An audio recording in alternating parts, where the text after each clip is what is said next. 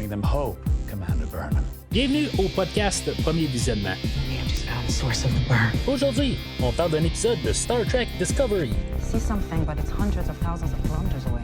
Bien entendu, avant de commencer à écouter le podcast, je vous suggère fortement d'écouter l'épisode de Star Trek discuté aujourd'hui, car je vais le spoiler complètement. That is precisely the kind of Pyrrhic victory Kobayashi Maru trains you to avoid. Bonne écoute. Let's fly.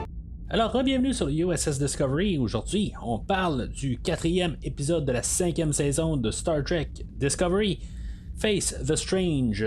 Je suis l'enseigne Mathieu, et cette semaine, je suis quand même assez ravi, bien content de l'épisode. C'est un épisode, je mets ça tout de suite sur la table, c'est un épisode qui va être assez simple, un épisode qui, je pense qu'il n'y aura pas grand chose à parler. Par contre, là, ça va rester un podcast assez court.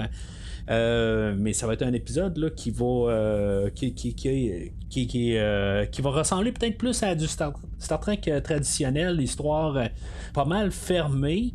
Et c'est ce que je pense que j'ai parlé là, dans les dernières semaines, mais ça semble être vraiment là, une histoire là, qui se contient sur elle-même, qui n'avance pas vraiment, puis que qui pourrait comme vraiment être sautée, là, à moins qu'on ait quelque chose là, dans la prochaine semaine, là, mais je trouve c'est ça, on va en parler là, dans quelques minutes là. Mais c'est ça. Fait que la manière qu'on s'en va là, pour la saison là, en ce moment, on a l'air pas mal prêt là, à vouloir faire un peu une célébration de la saison. Je serais quand même curieux de savoir si, mettons, qu'est-ce qu'on a fait vraiment. Parce que dans le fond, on a repoussé là, la sortie de la saison. Fait qu'est-ce qu'on a fait de plus? Qu'est-ce qu'on a ajusté? Parce que, dans le fond, on a fait, en repoussant d'un an, j'imagine qu'on a filmé des choses. C'était pas juste la post-production. Puis, c'est ça. Fait que, qu'est-ce que ça a changé? Est-ce que c'était l'épisode d'aujourd'hui? Est-ce qu'elle avait lieu? C'est une question que je vais me poser. Parce que clairement aujourd'hui là, c'est une célébration de tout ce qui s'est passé là, dans les 4 premières saisons. Puis juste pour comme un peu faire un flashback, replacer un peu là, toutes les étapes qu'on a eues là, dans pas mal les 4 saisons, un peu partout, juste un peu là, un rappel avant d'aller de l'avant. Je pense que c'est comme pour fermer tout ça. Fait que je suis quand même curieux de savoir qu'est-ce qui a été fait là, puis comment qu'on a ajusté là, initialement. Peut-être quelque chose qu'on va savoir plus quand le DVD, le Blu-ray là, va sortir, va avoir des bonus dessus, puis des affaires de même là. Fait que je suis quand même assez curieux de savoir ça, comment que c'était initialement, mais avec l'épisode d'aujourd'hui, c'est ça, avec tout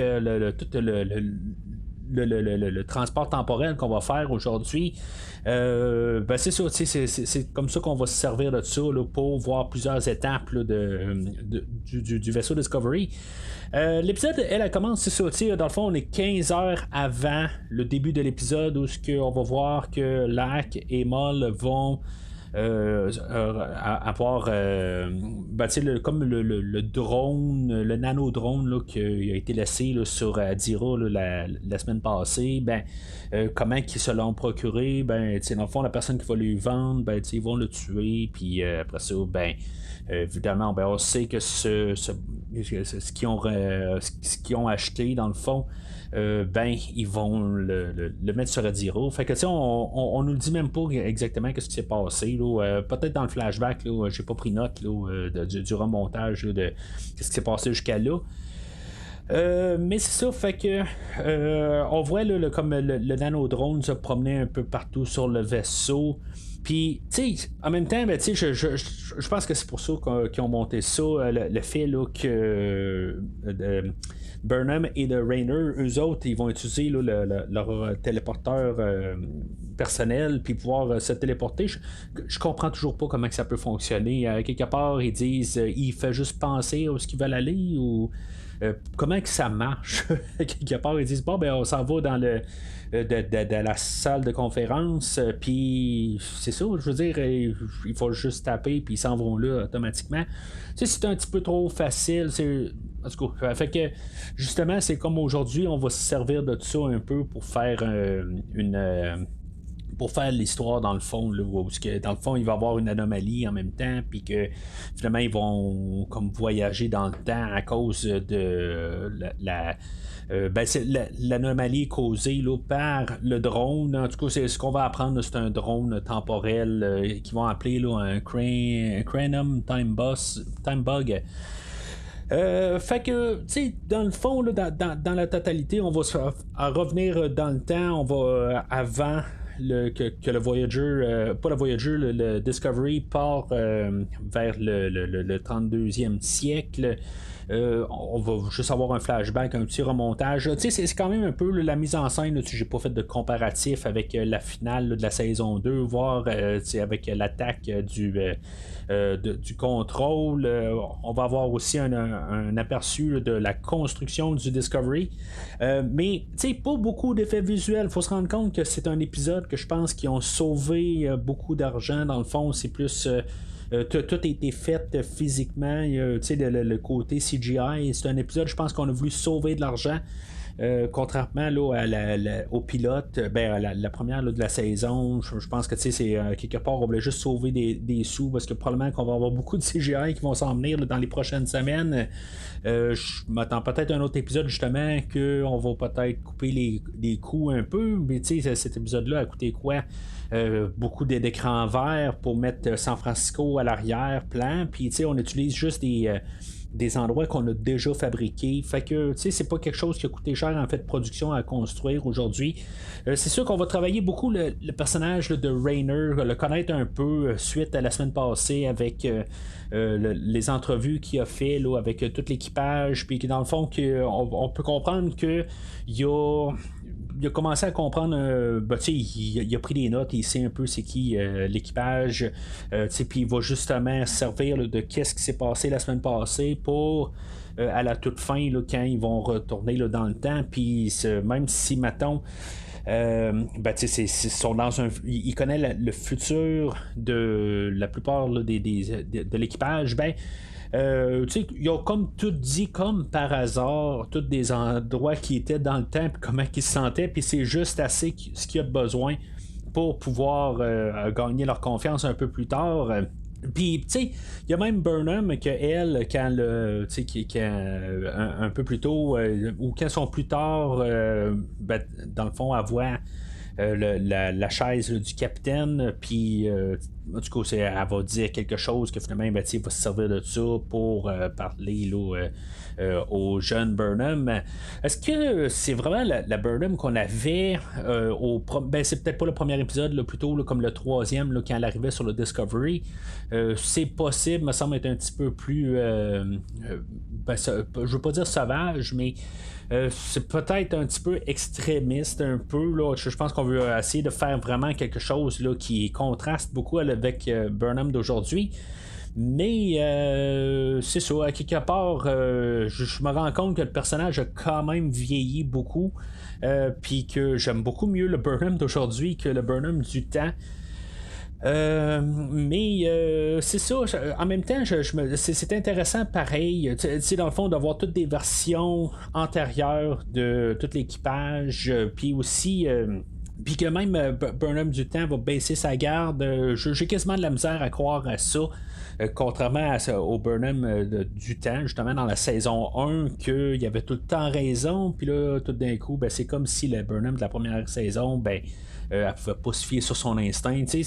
C'est comme on fait un petit peu de faire ce qu'on faisait en première saison. C'est pas que c'est une mauvaise affaire, mais c'est juste comme comment ils ont monté Burnham dans la première saison, puis là tout d'un coup elle pouvait se tromper là, c'est ce qu'on a voulu montrer. Il y a même un combat de Burnham versus Burnham. Je comprends quasiment pas pourquoi que la Burnham actuelle, la saison 5, n'est pas capable de voir tous les coups arriver là, du Burnham enragé là, de la saison 1. Je trouve que quasiment c'est plus compliqué. C'est sûr que finalement à la ramasse, là, je veux dire, j'aurais pas cru que Burnham de saison 1 aurait pris le dessus.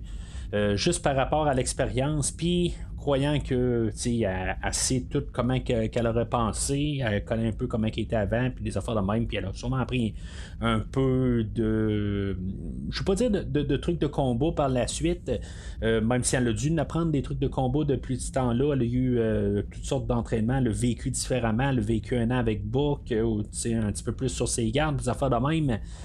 Qui a dû aider beaucoup, puis voir juste les faiblesses rapidement là, au Burnham là, de la saison 1.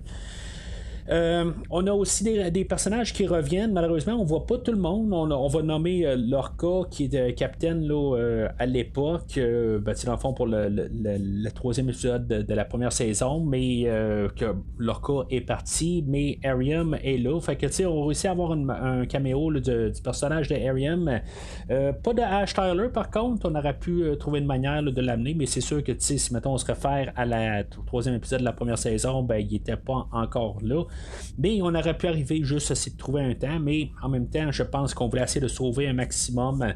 On a un caméo aujourd'hui là, avec Ariam qui revient.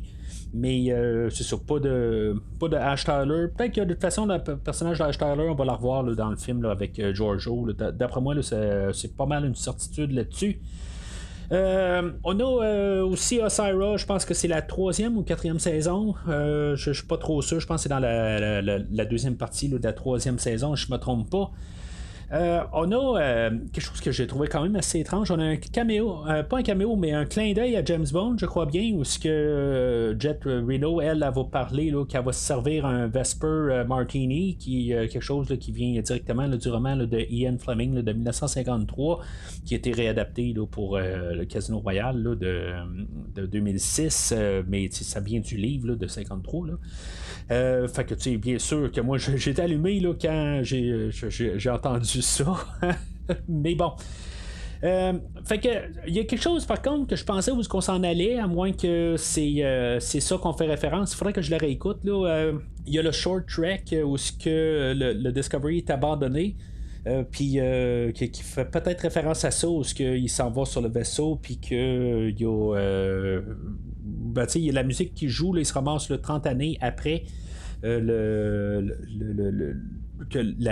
déchéance là, de la fédération. Fait que ça fait du rapport au short trek. Je vais essayer de le réécouter. D'après moi, c'est un lien avec ça là. Malheureusement, j'ai juste pas vérifié là, le short trek en question, où il y a quelqu'un qui se ramasse sur le Discovery, puis le Discovery est abandonné.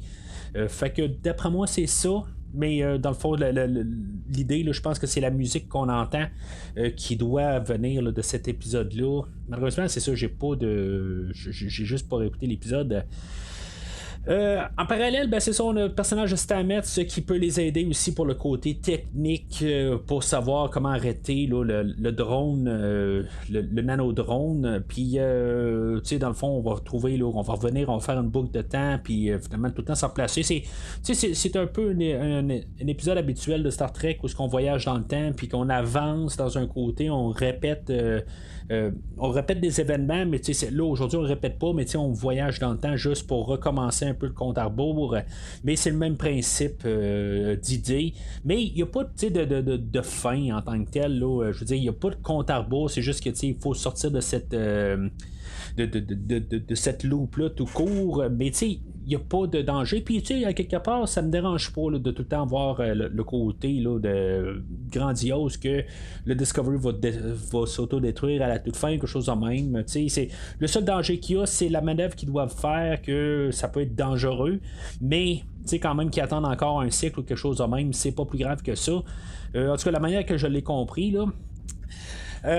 Puis c'est ça, dans le fond, c'est ce qui est pas mal tout l'épisode aujourd'hui. Il y a un moment où Burnham, elle tombe face à face à Book, je pense que c'est de la saison 3. Puis qu'elle doit l'embrasser, il dit qu'elle l'aime. C'est sûr que dans le fond, il va y avoir une suite à ça, à dû y dire. Puis quelque part, d'après moi, là, ça va raviver la flamme là, qu'elle a envers Book. Puis dans le fond, je suis pas mal sûr que c'est la première étape là-dessus. Là. Puis c'est ça, fait que lui, Stamets, c'est là pour aider. Dans le fond, là, on trouve tout le temps de manière là, que on avance un peu à chaque changement temporel, mais qu'il y a toujours un nouveau problème. Le drone, finalement, il y a un bouclier sur lui pour le protéger. Puis, on rajoute là, un peu là, du technobabble qu'on appelle, là, puis juste pour dire qu'il est protégé, puis qu'on peut pas juste essayer là, de l'enlever avec un marteau. Puis un tournevis ou n'importe quoi, là, une barre à clous, n'importe quoi, on peut pas faire ça. Parce qu'il y a comme un changement temporel, puis ça fait dans le même alentour, puis en tout cas, fait que dans le fond, c'est ça que le nanodrone est supposé de faire, là. Fait que c'est ça dans le fond aussi. Le but là-dedans, c'est vraiment aussi qu'on commence à apprendre à connaître le personnage de Rainer. Au début de l'épisode, c'est un peu de savoir quelle manière est mieux entre la manière de Burnham et la manière de Rainer, puis c'est quelle qui est la meilleure. Là. C'est ce qu'on va nous dire carrément là, dans les 5 premières minutes là, de l'épisode. Puis c'est bien sûr parce que c'est le show à Burnham. Je dis pas ça en méchanceté, mais ça fait que c'est elle qui a raison parce qu'en bout de ligne, c'est ça, il a dû s'ouvrir à tout l'équipage. Mais dans le fond, il a pris note aussi. Fait que ça démontre pas nécessairement que la manière à Burnham est meilleure, c'est juste une alternative, tout ça. Mais en même temps, comme que elle, Burnham, elle va dire à Rainer, elle va dire c'est beau, le burn n'existe plus. Je comprends que le burn n'existe plus, mais l'expérience, il a acquis. Il y a des affaires qui n'existent plus à cause du burn, mais à quelque part, il y a des affaires qui vont tout le temps rester pareilles. C'est même si la situation n'est pas pareille, il y a des je veux dire, des fois c'est juste les têtes qui changent, c'est la situation qui change, mais la situation elle-même, l'expérience, elle est acquise. Fait que c'est quelque chose que je pense qu'on a négligé un petit peu là, dans la pensée de l'épisode. C'est à quelque part là, ce qui est malheureux sur Star Trek, c'est que sur Star Trek Discovery, c'est que c'est toujours le côté à Burnham qui elle a choisi le bon chemin. Puis c'est ça dans le fond, c'est pas tout le temps, ça marche pour Burnham, mais ça marche pas pour un autre. C'est ça un petit peu, là, c'est un petit peu là, vendu d'un côté. Mais c'est ça, quelque part, je crois plus peut-être le côté à Rainer que oui, je comprends qu'il est froid, mais l'autre côté, ça a toujours bien marché de son côté. Fait que c'est ça, je trouve que on aurait pu continuer un peu dans cette manière-là. Ça veut pas dire on est juste rendu au 4e épisode, fait que peut-être qu'il va y avoir un peu d'influence d'ailleurs, des affaires de même. Mais je suis toujours pas convaincu qu'il se passera pas quelque chose avec le personnage de Rainer. À la toute fin de l'épisode, on peut comprendre qu'il est blessé à la main, puis dans le fond, il doit aller voir. Je me rappelle pas si c'est Colbert qui l'envoie voir. En tout cas, elle envoie voir un médecin. On le voit pas aller voir le médecin, voir qu'est-ce qui se passe à sa main. Je serais pas surpris qu'il y a peut-être quelque chose qui s'est passé. Il y a quelque chose à quelque part. Peut-être c'est rien. Là, c'est peut-être moi qui vais un petit peu plus loin. Mais on n'a pas mis ça comme par hasard de même. Mais on n'a pas fait le focus non plus. Mais on en a parlé pareil. Fait que je suis quand même assez curieux. Puis en même temps, c'est ça. Au début, elle dit va voir le docteur. Puis là, il dit non. Mais là, elle dit je pense que tu devrais aller le faire. Puis là, c'est beau. Il va dire que oui, c'est beau. Mais pourquoi qu'on s'est attardé là-dessus? Tout simplement. Là, c'est ça que je me dis pour un show que souvent qui est assez édité là, pour que ça roule tout le temps. Je trouve qu'il y a un petit quelque chose de louche là-dedans. Fait que honnêtement, je pense que c'est le meilleur épisode de la saison en ce moment. Ça a vraiment l'air d'un épisode là, de Star Trek classique. Il n'y a pas vraiment quelque chose que j'ai pas aimé dans l'épisode aujourd'hui. Ça roulait tout le long. Je veux dire, c'est comme ça l'avance, mais il y a toujours quelque chose de quand même intéressant. C'est le fun de revoir un peu ce qui s'est passé au travers de toute la série, au courant de toutes les années, les saisons. Je veux dire, je suis vraiment content.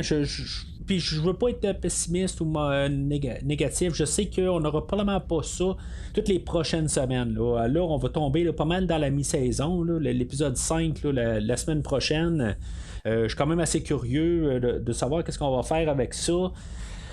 On va tous s'en aller là, plus je pense que ça va être le temps un peu de comprendre qu'est-ce qu'on va faire avec le personnage de Moll et de l'air qu'on peut voir qu'ils sont tueurs dès la première minute là, de l'épisode d'aujourd'hui. Il va sûrement avoir de la suite avec Book là-dedans, puis bien sûr il va y avoir une suite avec Book et Burnham. Puis c'est ça. Fait que, il y a quelque chose que je comprends pas là-dedans. Je sais pas pourquoi on s'en va pas exactement sur Beta Z là, cette semaine. En tout cas, c'est quelque part qu'on devrait aller, mais bon. C'est ce qu'on va voir la semaine prochaine, dans le fond, où ce qu'on s'en va là, avec tout ça. Mais c'est ça, fait que d'ici la semaine prochaine, ben c'est ça, vous pouvez toujours suivre Premier Visionnement sur les réseaux sociaux, Facebook et ou Twitter. Commentez sur l'épisode d'aujourd'hui, est-ce que c'est le meilleur de la saison ou quelque part vous trouvez que c'est du lazy writing, d'un peu de recycler des choses, mais je veux dire, ça sera pour la première épisode là, de Star Trek dans toutes les franchises confondues. À ramener là, des idées passées et juste de les recycler à la sauce là, de la saison ou la série actuelle. Mais n'hésitez pas à commenter là, sur les réseaux sociaux, Facebook, Twitter et Instagram. Mais sinon, d'ici le prochain épisode, longue vie et prospérité. So many worlds have been struggling since the burn. Merci d'avoir écouté cet épisode de Premier Visionnement.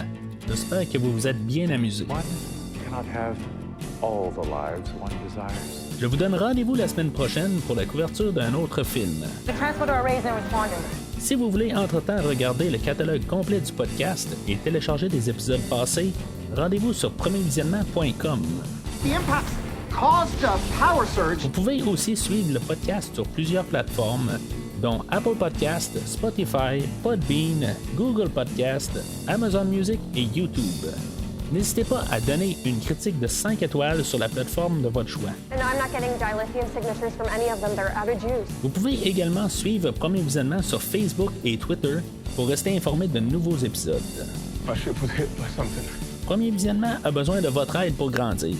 Vous pouvez partager le podcast avec vos amis qui s'intéressent au cinéma de tout genre. Do you know there are people out there that don't have to put up with space-time shenanigans? En espérant vous voir au prochain épisode. I don't think I'm out of line in pointing out that my experiences have prepared me for any kind of captain. Yeah, well, you saved us. You led your crew to the future. You deciphered the burn. Yes, I did. Your acts of bravery are irrefutable.